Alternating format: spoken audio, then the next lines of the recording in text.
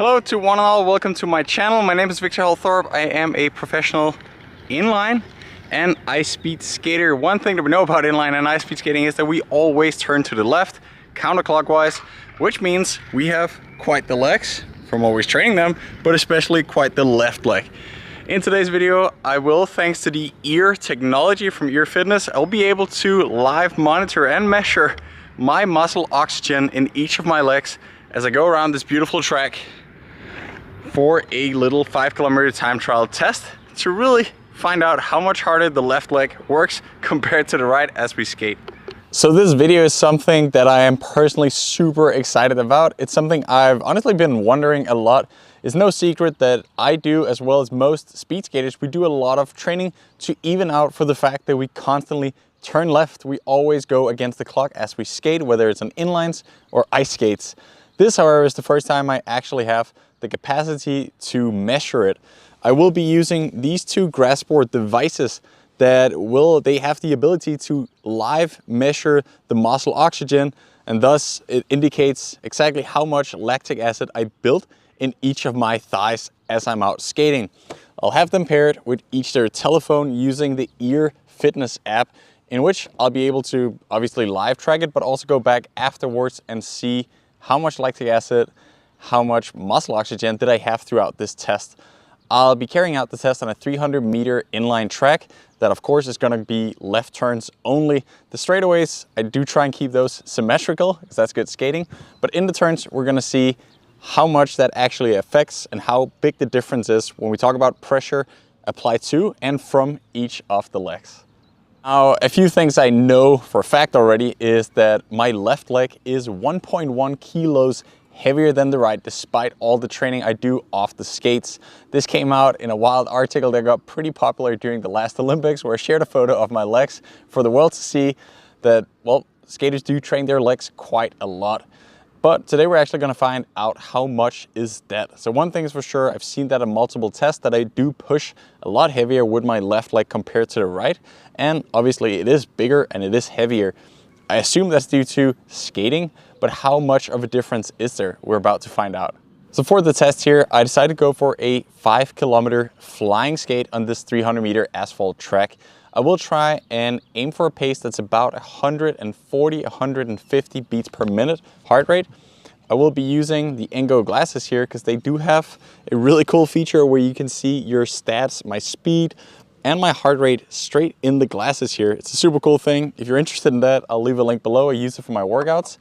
Of course, the same goes for the EIR Fitness app and the grassboard device, but I'll be using that to guide myself towards a heart rate of 140 to 150 for this 5-kilometer skate. I assume it'll be taking about 8 minutes.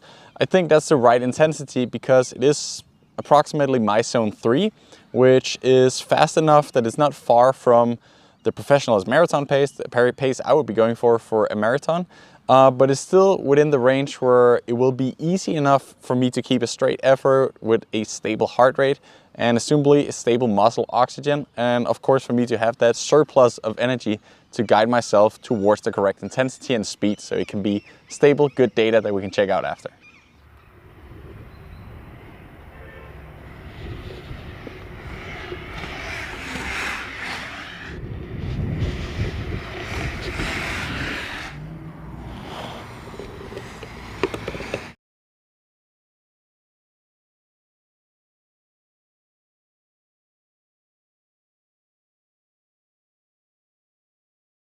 So I'm back home and I had a little bit of time to analyze the results, looking at the difference between the left and the right legs as I did my 5-kilometer skate. My final average heart rate was 139 beats per minute, which I assume is pretty close to my zone 2/zone 3, a pace I can go at for at least a few hours.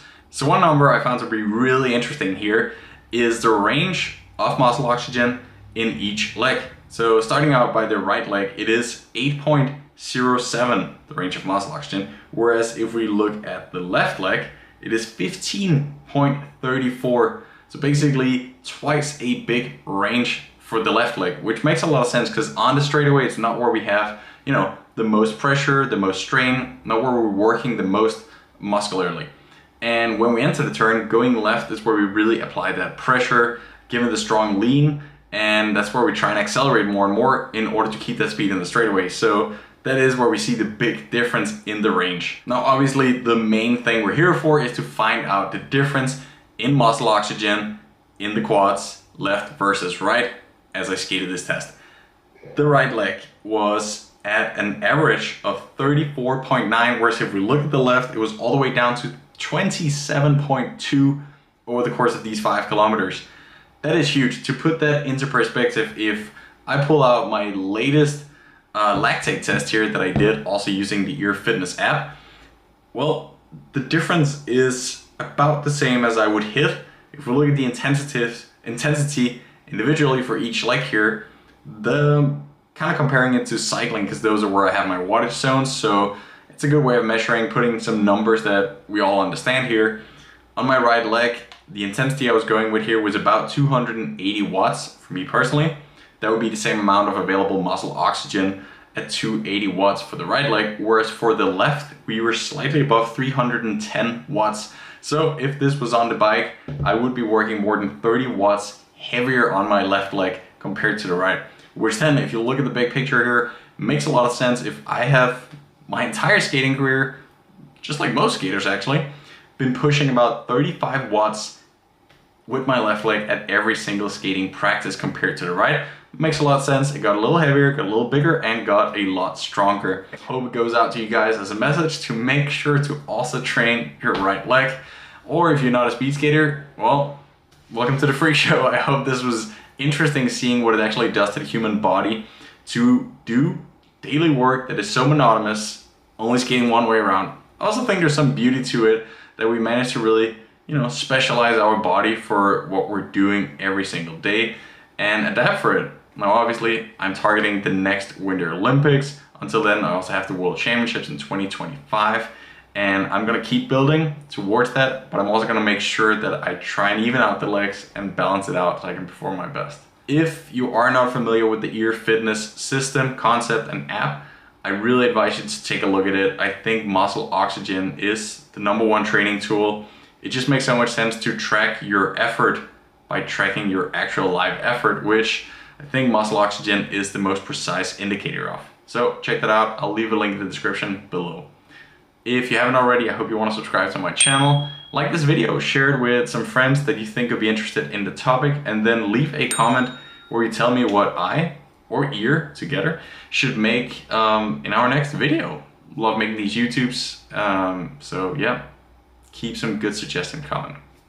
That's all for now. See you around.